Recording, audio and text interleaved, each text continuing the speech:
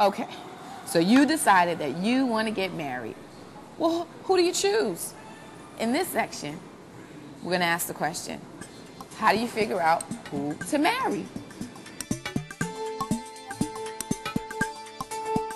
Over-attachment is, in my lingo, is the love is blind syndrome. It's where somebody becomes so caught up in the relationship, so enamored with a person, that they just start overlooking flaws. She'd have to be smart and kind. She'd have to treat people well, that's all. He has to be financially stable. He has to be secure with himself. She has to be attracted to me, I have to be attracted to her. That's basically it. Someone who has priorities, maybe their head's screwed on straight, has life goals for themselves. Just honesty. Honesty and a good personality. Can interact well with my friends and family. Try to imagine the worst case scenario. That's what I do. Like, will you really be willing to stay with this person in sickness and health?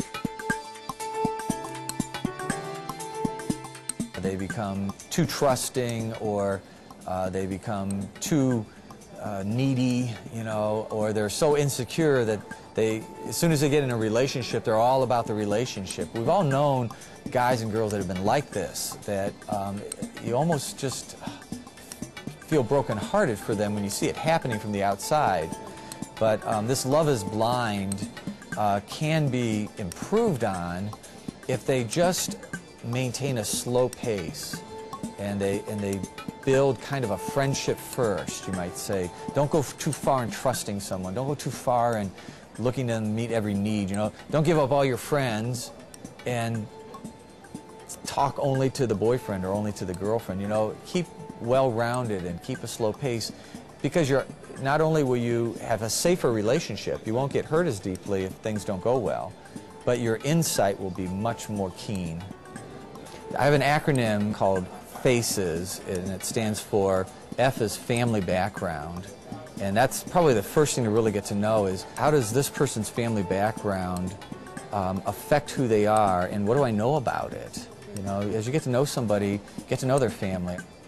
A is the attitudes of the conscience, and the conscience is really what helps somebody to get out of their perspective into yours. And when you're in a relationship with someone, you really want them to understand you. You want them to see it from your perspective sometimes, and the conscience is what does that. And the C would be compatibility potential, and there's a lot of areas of compatibility, from your personalities to your value system to your religious faith to just your overall lifestyle. All these things become issues of compatibility. The E would be examples of previous relationships, and man, even in high school settings, people develop reputations, and their patterns become, you know, advertisements of what they're really like. So if you can get to know what the person's been like, and what people, you know, former girlfriends or boyfriends have liked about them or not liked about them, it gives a lot of information, at least to try to explore and get to know. And the S is skills. You know, how skilled are they in relationships, like communicating and opening up? And how skilled are they about solving a conflict? Do they ever say they're sorry? The acronym FACES gives kind of a simple but very in-depth grouping of areas to get to know about somebody and explore in a dating relationship. I have a model, and it kind of looks like the face of a stereo that has sliders, like a graphic equalizer, and there's 5 of them, and each one represents a way that we form a strong connection with a person in the building of a relationship. So getting to know them is the first one, knowing. You know, what do you need to know about them and what you get to know about them. The second area is trust. So as you get to know somebody, you begin to trust them, what you think of them, your opinion. The third would be reliance, or how they go about meeting your needs. Are they sensitive to what you need? Do they think about your needs? Do you like meeting their needs? What are their needs? Are they too needy? Or, you know, fourth would be commitment, which has to do with how we connect and belong in the relationship, how strong of a commitment. And the last is sexual touch, which obviously has a whole range from just, you know, going out on that kind of friendship type of activity with somebody and flirting by bumping with them, all the way to you know, sexual intercourse. And there's a safe zone in this, if you can imagine this picture of knowing, trusting, relying, committing, and sexual involvement. There's a safe zone that says, don't ever let one level exceed the previous.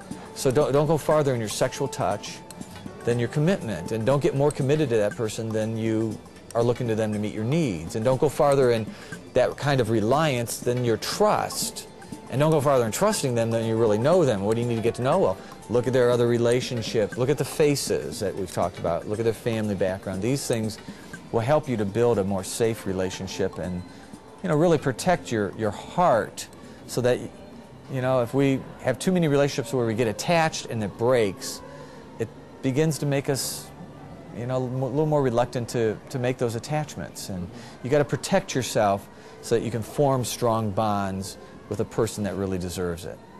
In my counseling practice, I've worked with a lot of people that are unhappy in relationships, and that tended to be the thing that rose to the top. Is you are so unhappy with something in the relationship that just kept repeating over and over. Did you ever see, you know, some indicator of it? And a lot of times they said yes, and they were just in that love is blind. You know, they you know, were too attached. And the damage from unhealthy relationships almost always includes over-attachment. If people maintain kind of a handle on, or a pace on their attachment, they hardly ever get burned like the people that are just plunging in. You know, they've been out with the person for 2 months, and, you know, they're practically talking about the names of their future children. And, you know, it takes 3 months to even start to get to know some of the habits of a person.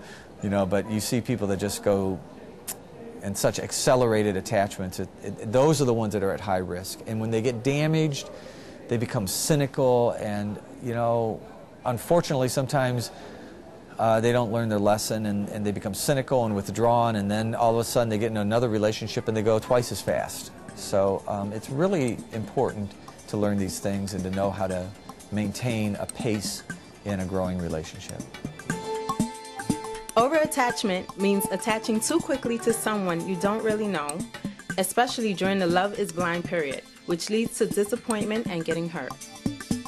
We can avoid being too trusting, too needy, and too quick to attach to someone by keeping good relationships with other friends, maintaining our other interests, and taking time to get to know someone. The FACES model for gaining knowledge of someone includes: F is for family background. What are patterns of conflict, affection, and responsibility in his or her family? A is for attitudes of conscience. Does this person consistently show unselfish attitudes and actions? C is for compatibility. Does this person and I have similar values, religious faith, hobbies, and interests? If physical attraction were taken away, what would we share in common? E is for examples of patterns.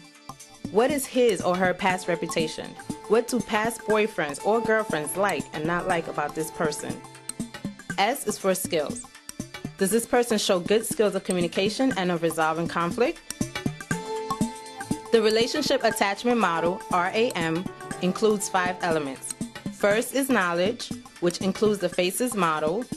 Second is trust. Third is reliance. Fourth is commitment. Fifth is sexual touch. The rule of healthy relationship attachment is that later elements should never exceed the level of the earlier ones.